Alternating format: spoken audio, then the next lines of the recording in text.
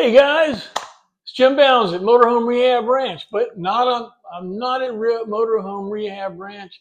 I am on the 11th floor of Orlando Medical Center. What a view. How about that, guys? All right. But let me tell you, 10 days of this is enough. It's enough. I'll be at the big house tonight. So the ranch is going to be back open for business. And I want to talk to you guys, all you guys, for a minute. I want to talk to you about something that you maybe want to talk about. It's called prostate.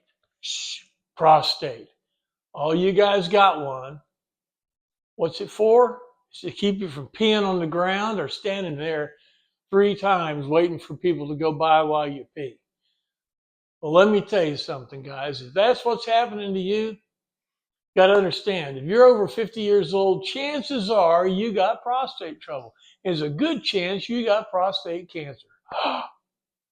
That's right. You may not die from it, but you're going to have it.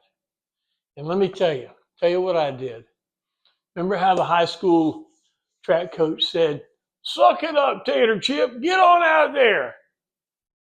Well, with this thing, you don't do that. Because that's what I did. Back. Oh, my back. Oh, I'm going to get a BC powder and come back strong. No, no, no. You have prostate issues, you go see a doctor.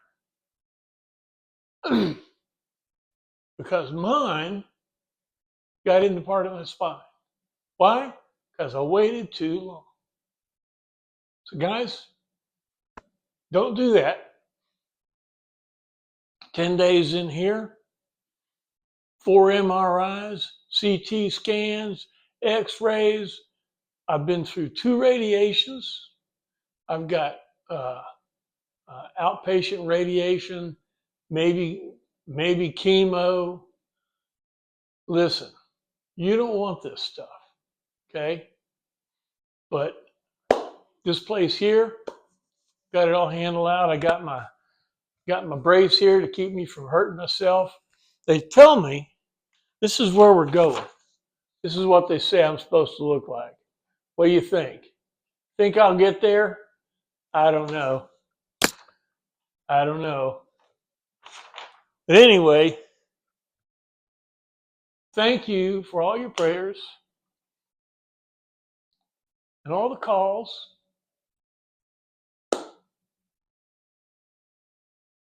Made a difference.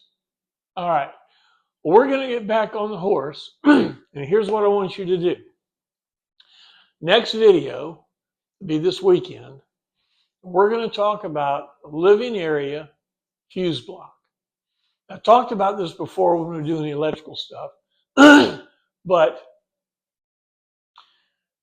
that glass fuse, AGC fuse block in the back, all the little prongs come loose and you get corrosion in there and it creates ghosts in the machine.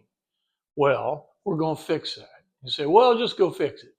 No, no, no. I'm going to show you a really good way to do it. I'm going to show you how to create a service loop. So it's really easy to work on. You know, when you get down there and you have to get on your knees and you look up in there and you flashlight and no. We're not going to do that. So here's what I want you to do. Once you go online and Google automotive fuse block, automotive fuse block, and you want to get a 10 position, a block, they're about that big, 10 position AGC, you know, the plug-in fuses. They've got some with LEDs, so the fuse blows, the LED comes on. I want you to get one of those, okay? You want to get a 10 position, 10 spots, 10 fuses. You've got close to 10 in there, and who knows, you're going to put some more stuff in there. Once you get a 10 position fuse block, you need to get at least 5 colors of wire, 12 gauge, 14 gauge, somewhere around in there. All right. Get those fuses, get some connectors, insulators. I'm going to show you the insulators that I use. Whatever you have available. Remember this, we don't want to have any spring connections. In other words, spade terminals. We're not going to use spade terminals because they have a chance to get corrosion in them or anything like that. We don't want any of that stuff. This needs to be, we're going to be actually soldering this stuff in. I'm going to show you how to do it. A real easy way. All the stuff you need to buy and everything. All right. And really, guys, thank you for bearing with me. You don't want to do this. You don't want to do this. All right. Look, we all learned something here, and we're all going to go forward from here. Thank you again for your support, and we'll see you this weekend. Come on, take a look. One more look at our view. That's Orlando skyline.